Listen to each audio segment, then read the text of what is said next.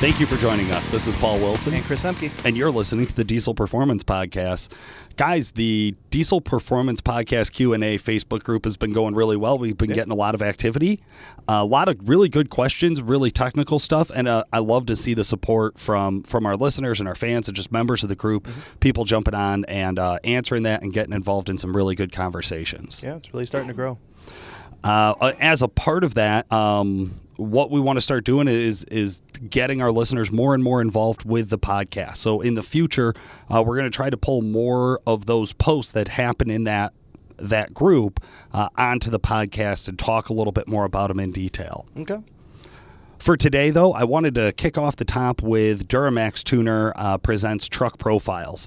Yeah. This is actually being called Diesel Minute on YouTube. Mm-hmm. Nick or somebody else on the staff is going to be going through a truck at a time, just highlighting, hey, man, here's everything that's been done to it. Here's what it does. Here's just a little profile about the truck. So we kicked it off with that 06 Cummins from last week that we talked about. So that's a pretty fun truck, Chris. You're going to be piloting that truck at some of the sled pulls here in Illinois. Yeah, coming up in a couple of weeks. We're going to kick it off, I believe, on the 31st of July. And then we have several pulls the first week of August. Then kind of in the middle of the month, it'll be 7 pulls amongst the month of August. So yeah, it'll be a lot of fun. I'm excited. Absolutely. So got a couple trucks going out there with you. We got an L5P with a tune on it. Yeah. We got he does have a built trans and some other supporting mods. We got an LML that's going to be running the Stealth 67 G2, Exergy products, Longhorn products, possibly some DHD products. Really tried to kind of go outside and get a lot of people involved on that truck. So we're really excited for that one. Yeah. Yeah, no. And then we have the UCC truck. Well, we call it UCC truck internally, but it's a 2012 Ram, extended bed, triple S500s. It's a big block. It has a semi-engine in it. So anyone that's ever followed us, I'm sure you've seen or heard in the past some of the footage or some of the content that we provided. But that I think I'm most excited for. Yeah. So Nick's going to be piloting that one up front, and then Tim Mahoney, when he's out of town, will be picking up the reins for that one. We're looking for a home for it right now, as far as what class to pull in. Yeah, I mean, it turns out our hot street class. There's a few questions we're going to be talking with Worley today or tomorrow, kind of getting a little bit more detail on, hey, is this an exhibition pull? Is there a different class this should be in? But have no fear, that truck will be in the dirt starting in the month of August. I mean, the big thing with that truck is it's not necessarily getting it out to compete, but getting it out to, put on a show. Yeah. This has been a long time coming as far as a project goes for us. We've had a couple hurdles along the way, so we just really want to just get it out there and get some seat time in it and, display a vision that Nick's had for years. Right. So. Right. That Worley's we're involved in from the very start, from the very inception of it, from a lot of the work on it, from a lot of the design on it. They were a part of the whole project, so really exciting to bring that one back to life. Yeah, I mean, as far as how much time and energy we have into it as an organization, the Worley brothers have probably equal time in a lot of the fabrication as far as that goes. So sure, it's exciting. Sure. And hey, I mentioned Tim Mahoney. He was going to be our kind of stand-in pilot for that truck. He also has a really cool truck that we're doing our next truck profile on. Yeah. So, one of the newer platforms, we get a lot of guys that call in over at Calibrated, right? And they're like, oh, I'm looking at buying a truck, or my buddy has this and I want to run his truck down, blah, blah, blah. There's no secret. The newer Fords, a 2015 plus Ford, they're kind of the truck to beat as far as tune-only scenarios are concerned. Yeah. If you're going after fully built stock. Fully built stock, yeah. I mean, tune only, to make almost 600 wheel horsepower. I mean, the Ford's kind of the ticket right now. And Tim's had several Duramaxes in the past and other Fords and Cummins. He has had Cummins as well. But this past year he bought a 2019 F250 Lariat. And it holds true to that fully built stock. It's got a set of 20-inch drop star wheels on a 35-inch tire. And then it just has tuning. It has one of Calibrated Power's EasyLink setups on it. So it has the 5 tunes, emissions equipped, trans tuning, switch on the fly. Yeah. And the truck makes 570, 580 to the rear tire. Now, guys, this is a tune only, no intake, no nothing. 570 plus wheel horsepower. The thing is a riot on the street. It's extremely responsive. The newer Fords are torque monsters. They're responsive down low. I mean, that truck is more impressive considering the dollar amount to get it there than like my Ram. Oh yeah. You know, and I mean, when you get guys on the phone and they're asking, it's like, well, I have a Ram, but if I could do it over, this is what I would buy, and this is why. And you get like the GM loyalists or you get the Cummins loyalists, like, I would never be caught dead in a Ford. And it's like, well, sir, I probably would. yeah. As somebody who's talked a lot of shit about Fords, I still, at this point, man, I say it, and there's this like pain in my side when I say it, but like, yeah, really, realistically, 570 rear wheel horsepower. I mean, it's 100 and anybody knows 180 over stock. 185 horsepower over where the truck baseline stock. Yeah. And they're reliable. They get great mileage. I mean, the truck in general is just a solid vehicle. And Ford's always had a killer interior. Yeah. And like you could never complain about a Ford interior. I mean, they're definitely an impressive truck. A little more expensive, retail when you compare amongst the big three. But, nonetheless, I mean, as the listeners are like, oh, that truck's a tune only. Yeah, okay, guys, it's a tune only, wheels and tires, anyone can do it. But that's exactly the point. This is a usable truck at an affordable cost as far as modifications go. You remember when like Duramax tuning, EFI Live was new, and like if you could get like 550 horse out of your truck, you were pretty much a badass. Like if you had a built trans stock turbo truck, I remember back big swinging dick. We just had this conversation with a customer that came in-house from Michigan where he had an LB7 Duramax, and we did a trans and a Stealth 64 on it. Yeah. And he was asking me, my background, stuff like that. And we were just, kind of shooting the shit. And I was thinking about it. DJ, the head tech here, trans builder, back in 2013, he had an LB7 02 truck. And it was a built trans lift pump, 550 horse. It had to be head studded, back then, the technology wasn't there like it is now.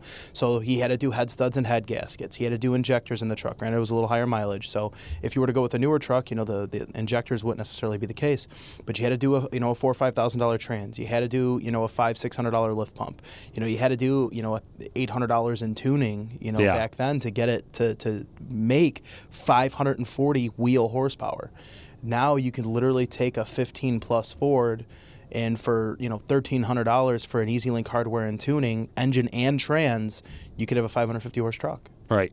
So and it has all of the luxuries of a new truck. It also rides a million times better than an LB7 did. The trans shifts really nice in those. And honestly, like this, I hate to say this, but that truck at 550 horsepower in bone stock form is probably more reliable than an LB7 at 550 horsepower in bone stock form, engine-wise and no updates. So, granted, we're talking two different eras of trucks. I get that. We're talking two completely different price points, guys. I get that. But, just to compare, as technology advances in these trucks and the manufacturers develop what they do to the mass market, I mean, they're impressive to say the least. Hey, listen, I'll always tell our listeners, don't take our opinion on a vehicle as saying you should change what you're doing. If you're a diehard Cummins fan, go buy the Cummins. They're still great trucks.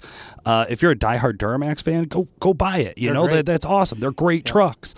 All we're saying is that if you are one of the people who's not brand loyal and you're just looking for this specific thing, well, here's our answer. And, like I said a few minutes ago, guys call in and they ask questions, because we do have the luxury of having access to all three platforms, the newer platforms. And, there's always going to be little things about each vehicle that has its positives and its negatives. But I have to always go back and say, like, the Ford's probably the most complete. It is. Yeah. And coming from someone who drives a Cummins, and I'll continue to do so. Also, as much as I hate agreeing with you. Yeah, no, I mean, that was painful, man. Your face is getting red. Like you're grinding your teeth. Yeah. So I appreciate that. So let's just roll right into a great question and a good little diesel story. Now, our diesel stories are presented by Exergy Performance.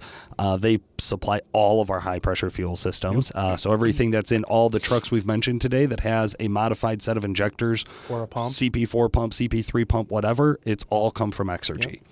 Yep. Okay, it says, I have a 2007 Duramax with 133,000 miles on it. We've had it since new, and it's been the best truck I've ever owned. We haul our camper or boat just about every weekend in the summer, and we do one big trip every year in the winter. I don't race or sled pull with it and have only done the basic mods. I think this falls into that like fully built stock. Yep. It says cold air intake, 4-inch exhaust with a muffler. He made sure to mention muffler, and a tuner, Edge Juice with attitude. While the truck has never let me down, I am starting to notice a chatter when I'm towing up a steady grade, generally at full load. I think I've heard some noise when I put it into reverse, but it may have just been where I was at. I'm kind of summarizing that there. Yeah. It seems to be coming from under the truck. Any ideas on what I should be looking for? First and foremost, when it comes to a chatter, I would go to U-joints first. Okay. I would go just check the U-joints, make sure there's no, play in the drive shaft, something like that. Maybe it's something simple. Yeah. When I think of chatter, though, I think of like converter like shutter, if you will. That's where I would go on this. But I don't know about the reverse thing. Kind of threw me for a loop. I've had some experience with watching a 6-speed trans actually at the shop in Marengo. Came in on a flatbed saying like on his own, gooseneck, saying yeah, I think there's something up with the trans. And his description was pretty similar, now much more built vehicle. But I watched him put it in reverse, and it you could hear the chatter, and it actually ballooned out right there, and Wow. It shattered while we were standing there when he dropped it in reverse. Now, I don't know if that's what's going on. Like you said, U-joints, that's a really good one to look at. Some of your basic suspension questions always come into play with this, right? I mean, the biggest thing that I would tell someone in this scenario, if a gentleman like this called in on the phone, most of the time they're going to say they did some research online or they talked to a buddy and they need a trans. Yeah. And my famous quote is, I'd love to take your money, but we need to get the truck to a shop and have it diagnosed, someone that's more knowledgeable than the forums and your buddies, to get a better understanding of what is exactly going on. Well, some basic questions I think I would shoot back right away if I had caught this guy in the moment, which is, well, did your trans temp start to shoot up when you were hearing the chatter? Are there other symptoms? If you drop the external filter off, is there any material on it? Do we see anything there? There's some basic look at it. Pull the dipstick, like the trans stick, and see if it smells burnt and looks, super dark. Yeah, I mean, based off of, a phone conversation, depending on how it's presented and the questions and the information provided, that's going to change the information compared to Sure, and that's why I say when we get the diesel stories, listen, sometimes they're great examples of a common story we've heard. Yep. So it's not factual, it's just based on a lot of true stories we've come across. This one came in mostly from that. So this one is mostly from a specific person, and then I kind of summarize some of these spots to kind of make it a little bit more general. But yeah, I think in general, when we get these, we're always going to say we need more information, right? We're always going to have to dig in and ask more questions. And that's one of the things we want to bring up to listeners. When you're diagnosing your truck, ask every question. Go through the checklist in your head. Yep. If you, for a minute, suspect there's a trans issue, go through and do the very basic trans diagnostics. Yep. Do you have trans codes? Filters, fluid, all the basic stuff. And same thing with any other segment of your truck. And this will help eliminate a lot of the simple stuff. Yeah. A lot of the simple stuff. A lot of the stuff you're going to read on the forums too. Yeah. So.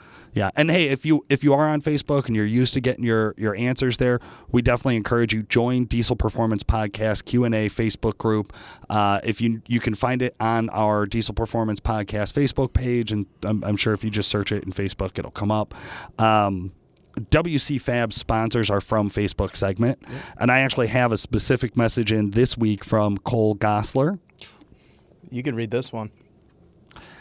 Hey guys, I've been listening to your podcast about Power Stroke, Cummins, etc., and I absolutely love what you guys are doing. It's really nice to be able to just put in my headphones and let the podcast play in the background while I do other things than endlessly looking for information online and dealing with scattered threads, etc. So thank you. Maybe I missed it, but I haven't heard anything about the 6.9 IDI or the 7.3 IDI. I know you guys have talked about the 6.0 and 6.7 briefly amongst a couple of podcasts, but I would really love to hear one dedicated to the 6.0 and the 6.7, as well as the 6.9 IDI and 7.3 IDI. That way, they're in their own category, like the 6.4 Legend podcast.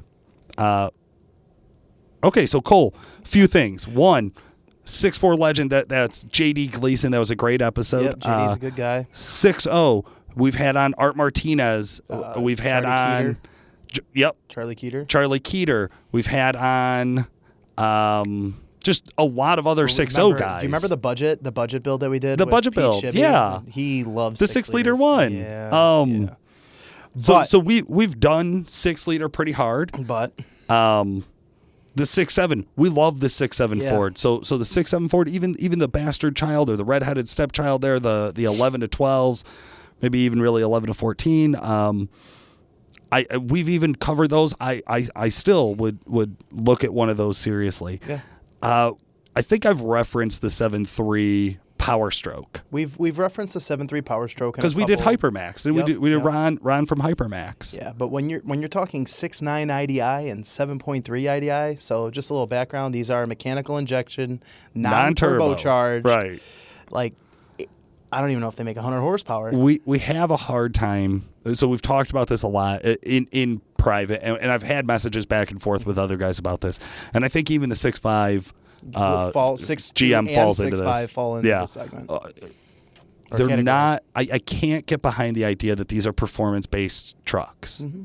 I just, that's great that they're a work truck. We love that they're a work truck, and that's cool that some guys are still keeping them on the road for whatever reason. I assume nostalgia. Do you remember, it was a podcast, this was before my time, but you had Banks on the podcast. Yeah. And Danny made a reference to like the Sidewinder kit. Yeah. And what did Gail respond with? Nobody cares about your Ford, bro. Yeah. No, or like nobody your cares about your 7.3 7.3. like Yeah. that. Nobody cares about your IDI, But bro. the 6.9, I think there's very limited resources. When you get into the 7.3, there are some upgraded components that are out there, fuel system upgrades. Banks does offer a turbocharger bolt-on kit, the Sidewinder, like we just referenced. I mean, at the top of the show, we talked about 570 horsepower tune only from Ford. Yes. And now we're talking about 100 horsepower, 100 naturally aspirated horsepower, only. naturally aspirated. To put a turbo on it, I assume is 30 horse? more 40 horse? expensive Yeah. than Than the truck. than the tuner for the new Ford. I mean, I would have to go further than that. Buying the turbo kit is probably more expensive than the truck these days. But if you can even find, I mean, I don't even Listen, know. we're not bashing on them, guys. at all. I love that you love them. I just don't know if we're going to put an episode together about them. You know what? I think we should. Yeah? I think, you know what? I think we should. You know what I think would be interesting is if we do another budget build Okay. and so somebody steps up and says, I want to represent with an IDI That'd in a probably budget be you, build. Paul. No, I'm not doing that. 'Cause that's not me. I'm not pulling that straw.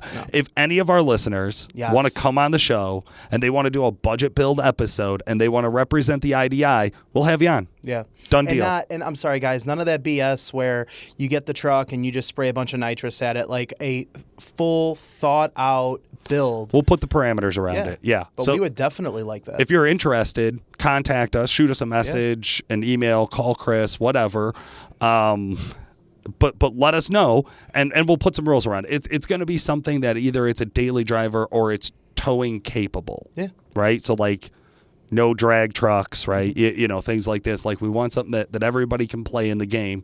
And, yeah, we'll put a budget build around it, and maybe we'll put some rules on how old or how new of a truck we can pick for the other brands as well. I think it has to be from that era, of course. Yeah. I mean, 6.9s, I mean, those are like mid-late 80s, so I don't really know there's much to compete with that. That's what I'm saying is like, yeah. I mean, We'll talk 6.2s. about it. Yeah, we'll talk about it. If you're interested, That'd be if somebody wants to step up that would be in a the IDI challenging- community, That we'll would have be you a on the show. challenging podcast. That'd honestly be worth it, I think. Yeah. That'd be fun. Yeah, I'm in. All right, guys. Well, hey, I know this is what a lot of you have been waiting for. Today, Chris and I grabbed the keys for the Hummer wagon that we have in the shop with the full Duramax conversion on it. We've done some video on that. We had it out at UCC. I think it'll be making a bigger splash and some more appearances on our social media here in the near future. But a Duramax converted. Compared to the last one we drove, I would say this one's like the ultimate luxury version. I mean, it is, but you know what? Let's just get right into it and let the viewers see it. I love it. All right, guys, here we are riding along in this Duramax converted Hummer wagon. Chris, this is not your first time behind the wheel of this, or first time behind the wheel of this one? This is the first time. Really? Yeah. Really, yeah. Me and our producer, Justin, who, if you're watching the videos in the back seat there, we took confessions. We took this truck out to go take pictures back in Marengo. Now we're at our new shop leaving in Woodstock here, and we're going to go take this thing out on some of the back roads. Chris, first thoughts here. We're just rolling up to 40 miles an hour. We're still in a residential place. What do you think about driving this monstrosity? This thing's wide. This is a big unit. So like, you know, I had the luxury of driving Blair Outland's camoed one that we had. That listeners could not hear us talking. It was just all engine screen. We'll get into all of that, but just the initial width. This thing is very wide, much more domesticated though. Yeah. So, oh my God. There's an interior. Yeah, compared to Blair's, but you know, just initial driving. You know, we'll get into more of that, but it drives nice. It's power. Yeah, I mean, for something that, like, when you look at it from the outside, you just expect it to be a dog. And then you get in it and you start to roll on this throttle. And I know that was one of the things that grabbed me right away was just how responsive it was just sitting there. Yeah. Definitely. I mean, I've had some seat time behind the turbocharger that's on this truck, and a lot of guys, you know, a lot of guys will be like, well, it's a different gear pack or gear ratio, it has different tire size, whatever. Yeah. It still has a turbocharger, it still comes to life at a certain RPM. And the geared hubs. We hear a lot of guys talk about the geared hubs in the Humvee. The setup on this, the same. So it's really, it's something that's kind of surprising when you start to get up or off the line and up towards the top end of it. I think that's really when you notice the gearing change the most in this compared to everything else we drive. Right. But there is still, like you said, that turbocharger. You guys might be able to hear that just solid whistle out of it in the background here. Chris is going to roll on it. It comes to life so quick, and it's just constantly there. And now this is the still 67 G2 in this truck. And then that's matched with a set of Exergy. What size injectors? 60 overs and a 10 mil CP3 pumpers. Yeah. So keeps it a solid. I mean, on a normal truck, on a dyno, I think we'd easily see 700 horse out of that setup. Yeah, I mean, realistically, 750 to 800. You know, we're not pushing this. This isn't supposed to be some high horsepower truck. This was just like, hey, you know what? We want to do a Duramax converted truck. We want to put some of our flagship products on there. Work with Exergy. Do a trans, you know, that we do at the shop. You know, just work with some of the vendors, WC Fab and other companies, Mila Motorsports, for the conversion kit that we've done a lot of business with in the past. And it is a wild conversion kit. Yes, this is insane. It's absolutely everything we needed to get the whole job done.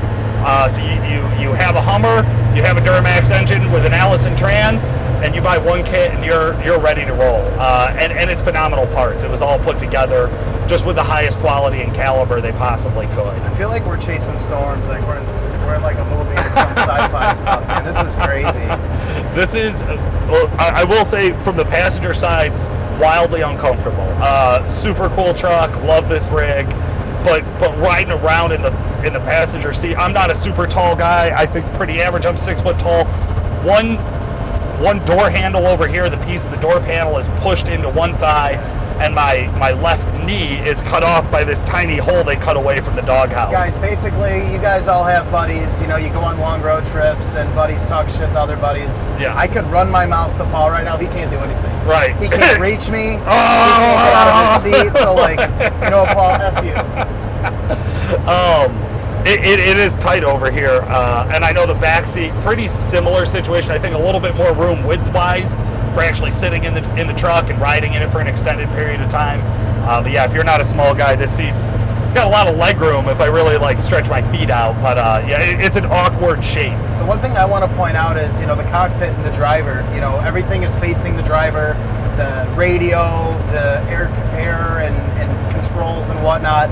The gauges are literally in your face. The steering wheel, surprisingly for a big vehicle, is extremely small. Yeah. And it's just like, it's just right there. Like, I'm 5'9" on a great day, 5'8" on a not so great day. And like, I fit in this thing perfectly.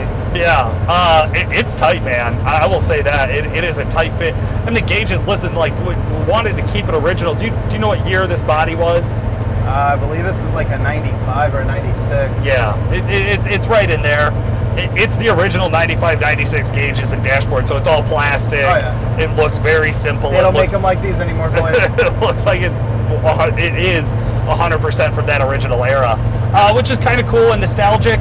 Again, for a fun vehicle like a conversion, you know, you're not building this thing to drive it every day, right? The purpose of this vehicle is to, you know, take it out and have some fun with it, but kind of cruise it around on the weekends and it's just that nice kind of toy luxury vehicle you have in your fleet. Oh, God. If you're one of those guys, I guess. The body roll on this? I would not take this any more than 55 around this turn. Yeah. So we're going through a nice, I would say, gentle set of S curves here on the back road. Generally, I think the speed limit's 50. Just about all of us who drive it, I think, pin it around 60 around this. I know even in my SUV I will. But man, Chris, it feels like this is your first time in a car over here. Yeah, this is my first rodeo. I mean, I've taken cars down that turn at a decent speed. Yeah, an undisclosed number. Undisclosed number. That was higher than this, right? Highly illegal. That felt more uncomfortable. But no, and I mean, it's just crazy. You're driving this, and there's the big brush guard up front. You can see every angle of this vehicle for how big and bulky this is. The turning radius, as we were pulling it out of the shop, is not compared to anything else I've ever been in.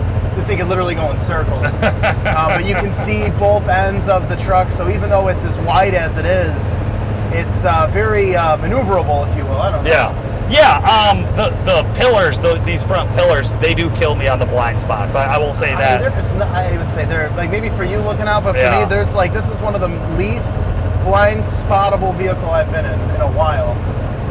We're going to let you go with that phrasing. I mean, hey, you know what? I'm not perfect, but I'm just saying.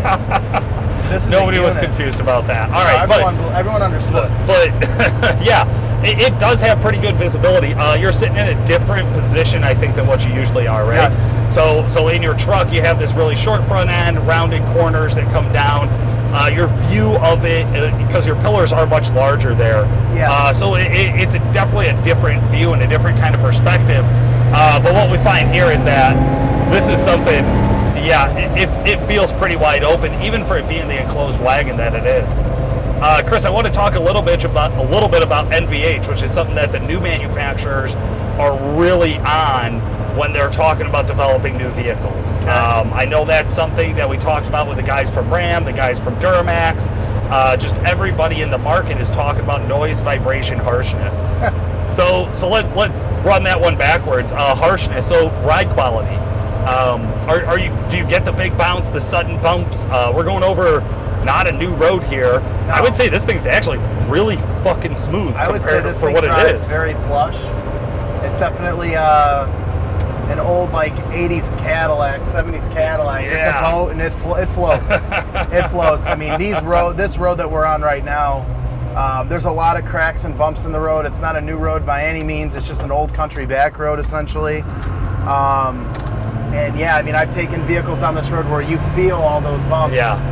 You don't feel that. I mean, even as the recording's going on, your voice, there's no like cracking or up and down movement of the voice. Exactly. So Which, very hey, even when we were in the Apache on that spring-loaded seat, we were bouncing all over the Yes. place. I would say this is, miles beyond that. yeah, And yeah. again, we love that build. Okay. So it's noise, vibration, harshness. So vibration, like we were saying, really not a lot of clatter and rattle in this build, and that's something that I do find in just most vehicles, that there's always one little like loose piece of something that's clicking or the thing that we need to clattering. keep in mind is this: we're gonna, when we talk about clatter, vibration, I think that comes from two parts. Yeah. Number one, yes, this is not on factory suspension anymore. It has a Fox shock setup on it, which makes the ride quality nice. But interior-wise, the interior, there's no creaking, rattling. Like Right. the craftsmanship in the vehicle inside itself. I mean, it's nice, especially for the year and what it is. And how about, like, I noticed my hands on the wheel, it felt smooth. It didn't feel like there was a lot No. going on in the steering column. There's nothing going on in the steering wheel, Yeah. the steering column at all. It's very tight. Yeah. And then noise. So it is, I would say, louder than a truck and quieter than any other conversion that we've driven. Well, By far. We hear a lot of road noise, and I think a lot of that has to do with the size tire and the tread of the tire. Okay. You definitely hear some of the engine. You got to keep in mind, if guys, we're putting our hand on the dog box, if you will. Yeah. I am on top of the turbocharger. The motor's right here. Yeah. Like right here. I am petting the turbocharger as we speak. Ugh. It's right there, right? In your own time. Yeah, it is. It is. It's right there. That's the genie. I got the wand. But no, it's right there, so it is very loud. And then you can also hear the transmission. You Right. can hear the transmission lines. So I mean, you can hear a lot of the drive line components doing what they're supposed to. But with the carpeted roof, the actual plastic, leather, faux interior, Yep. the carpeting around, even with it being a wagon, we usually get a lot of echo in a vehicle like this. No. That eats up a lot of that noise. Sound engineers, definitely. But I think probably the flooring, what's between us and the moving components, like you mentioned, the tire, the trans, these parts, that's a lot thinner than usual than in Oh, your standard truck. absolutely. So like you said, that's where we're going to get that noise I mean, from. I'll just go out In and the say cab, this. though, this is great compared This to what is- else we've driven. This is the quietest conversioned vehicle we have been in. Yeah, I said that 2 minutes ago. I'm glad we agree. I'm driving, so I'm not paying attention. Okay, but it is, and that's what I'm saying. When I think back to driving the Scottsdale, Do you remember that thing? The Scottsdale was screaming. Similar to this, right now they don't have the AC hooked up. They were working on diagnosing the blower Yeah. for that. And I'm like borderline ready to start sweating. It is uncomfortable, but not like unbearable. I guess is what I would say. Driving around, it's probably 90-something degrees out today, and we're about to go over some torn up pavement here, so we'll Oh, really push hell this yeah. vibration harshness to the test. Dude, I'm Guys, gonna this hit, is I'm gonna hit the bottles. keep it Yeah. on the road, but yeah. 100%. So we're over it. I mean, this is one of those where they've peeled the cap off the top of the road. Yeah. We're ripping here. Chris has got a good speed going. We're doing 60. It's really not bad No. at all. It's So a yeah, nice suspension setup. kudos. I was just gonna say kudos to that suspension setup, which I believe was a part of that Pila conversion kit. Yep. It's an upgrade. And this is what that's about. Is that if you want to daily drive one of these things, let that big bump coming back onto the pave spot there. It didn't pop around. I mean, you heard the bump, but Yeah, you didn't. yeah. You knew it was there, but it wasn't, dangerous. So no, I'm definitely impressed. I would say I'm pretty blown away on this suspension and tire setup and being in this thing, especially compared to the other Hummers we've driven. Yeah. No, we've had the luxury. We've seen a couple of them come in and Yep. out of the shop over the years. What would you say now, thinking back? No AC in either one of them. Would you go with a hard top, or would you go with the rag top? Hard top. Hard top, I like the really? way the hard tops look. Okay. I like the wagon. I like the hard top idea more than I like the rag top. The doors of the rag tops, the flimsy doors, Yeah. if you will. I mean, the one that we drove that we did the feature on with Blair Outland, I mean, that was a badass build. Definitely a different purpose than this. Yeah. They're not the same vehicle. Yes, That they're one both was Hummer almost like, Humvees. let's drive this thing to go off-roading. Yes. And this is like, let's drive to an off-road park and unload the trailer. Yes. Absolutely. Right? I would drive this thing.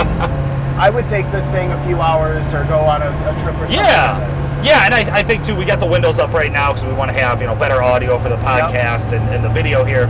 But realistically, I would drive this thing with the windows down and probably be totally fine, even on Oh, a yeah. day like today where it's Oh, yeah. hot and muggy out. Get some tunes blasting, have a little fun.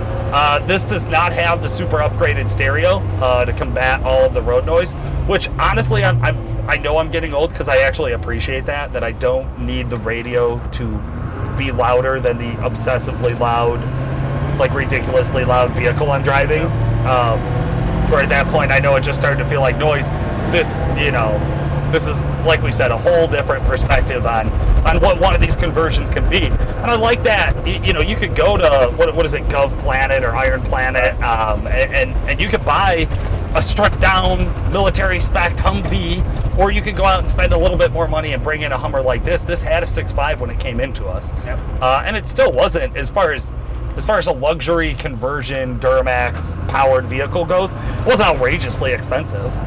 And it came back to life pretty well.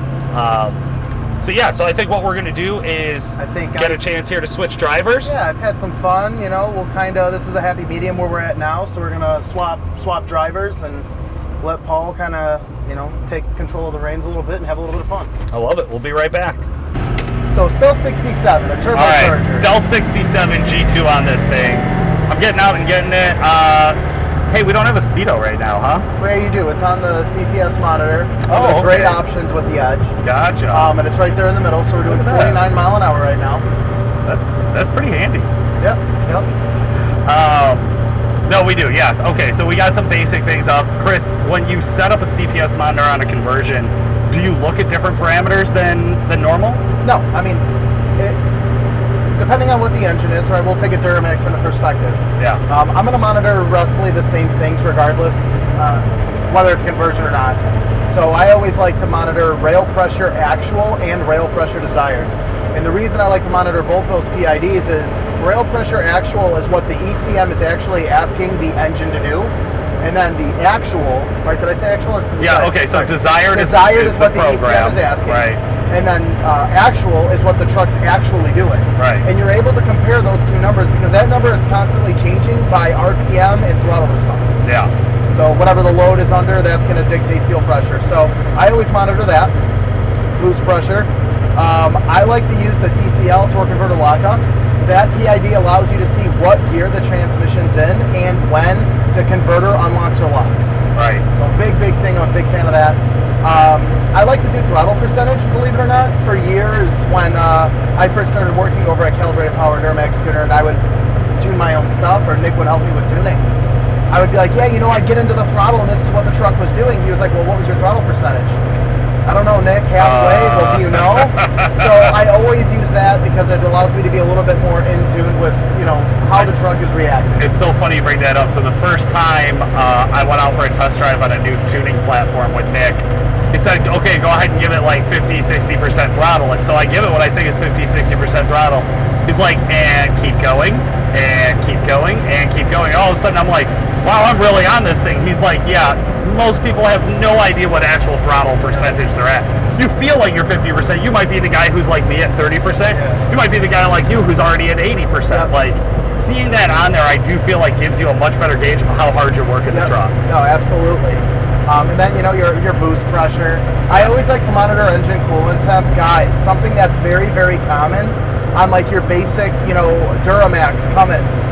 You monitor engine coolant temp based off of the gauge on the dash, not downplaying or shit talking the factory gauge, but I have seen these gauges become 20 degrees off one way or another.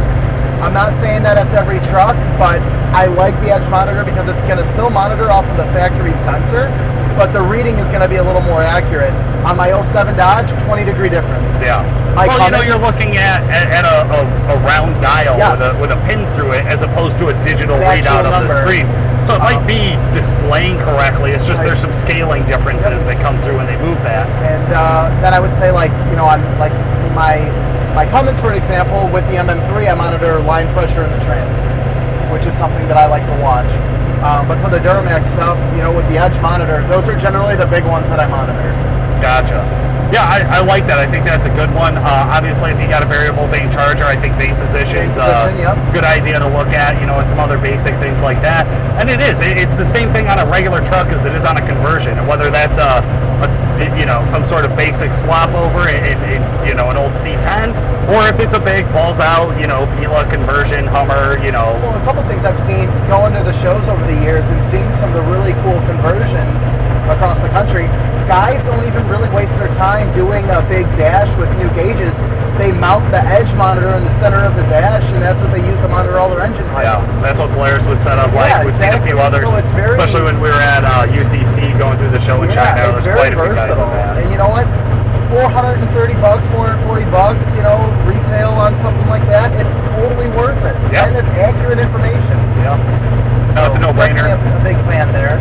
Now let's talk a little bit about drivability. So one of the things that I get about guys, and again, conversion, I get it, guys, but we're talking big injector, big pump. Yeah. Okay?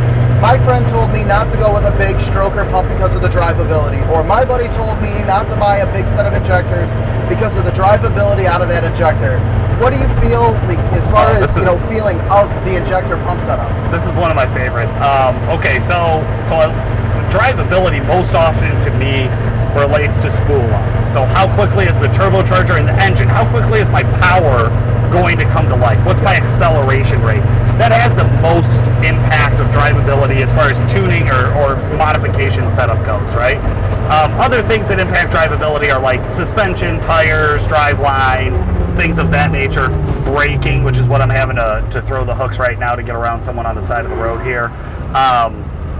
Things like that also impact drivability. But I think as tuners and performance-orientated guys, generally what we're talking about acceleration. It's so funny, I was just talking with Nick about this.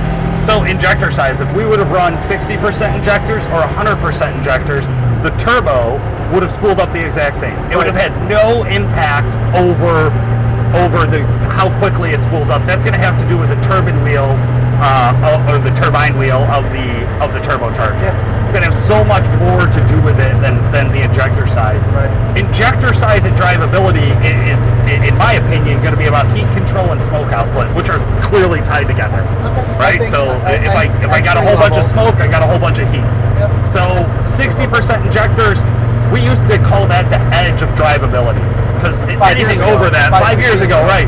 Anything over that would be super smoky. You'd build a bunch of heat. You'd melt shit down. You'd get bad fuel mileage. It wasn't any good. Well, now tuning and pumps and everything has come further. Now running up to 100% over on the streets, totally normal. Like not even easy. I was gonna say just normal. Yeah, and I know guys with 150s, maybe stretching it at 200s that are daily driver street trucks that aren't smoky. They're just not smoky. And I think, to kind of piggyback on what you said there, or to add to, if you will, when you talk about drivability, yes, spool up, yes, smoke control, but diving into that a little bit more, injection rattle, the power curve of how the truck comes into its power band, how rail pressure comes into play with atomization of the fuel that the injector is dispersing into that cylinder, Sure. to really allow the engine to run in a smooth fashion, more so than you take a stock truck off the showroom floor, and you get into the power, where it might not have as much power as we want. There's no denial that the power isn't smooth. The delivery of that power band is smooth and consistent. Yeah. So when we talk about drivability as a company organization, or when we're setting up trucks, it's all those things that Paul said, at the same rate of trying to retain that drivability, that smoothness, That's right. allowing everything to come together. And I think this truck, even though it is a conversion and it's big and bulky and it has a big single turbo and it has big injectors and a big pump and it has a built motor and a built trans, the drivability, even of a conversion as radical as this, comes together in a really, really solid way. Yeah, absolutely. And we see that while we're out on the street. I'm cruising along now. I'll slow down a little bit so we can kind of get on the throttle here. And here we go. As I come to life, Chris is watching the mirror on the exhaust side. No smoke. I'm not blacking out the guys behind me.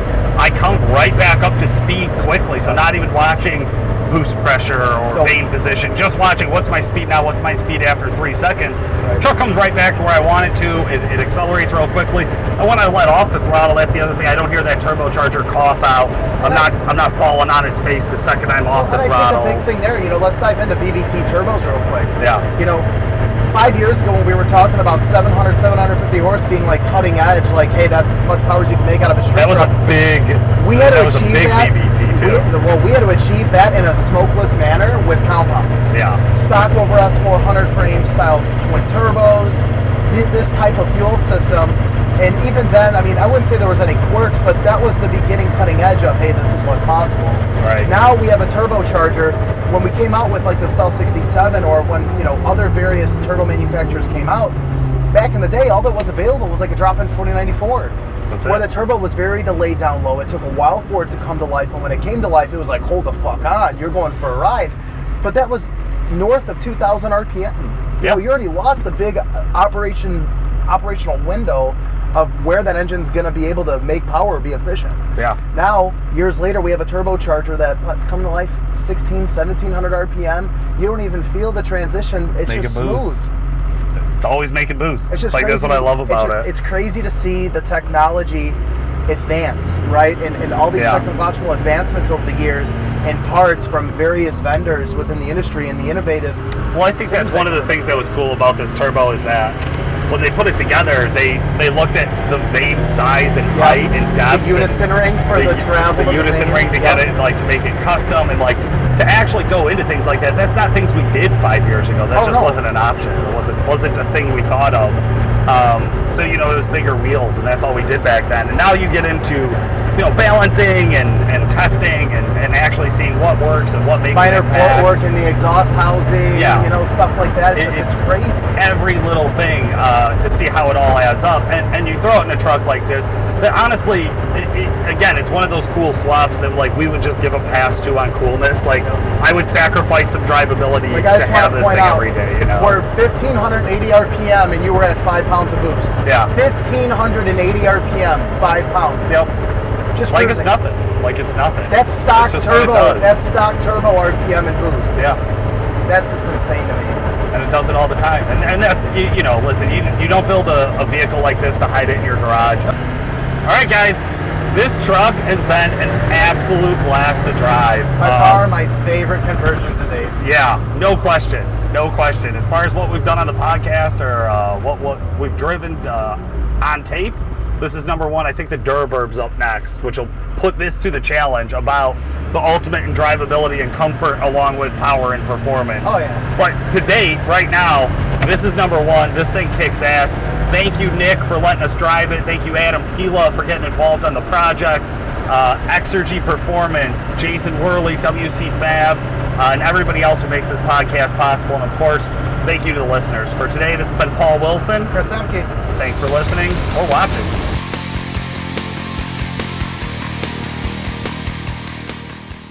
Some people and get some reactions. Starbucks. Dude, I'm down. You trying to be basic?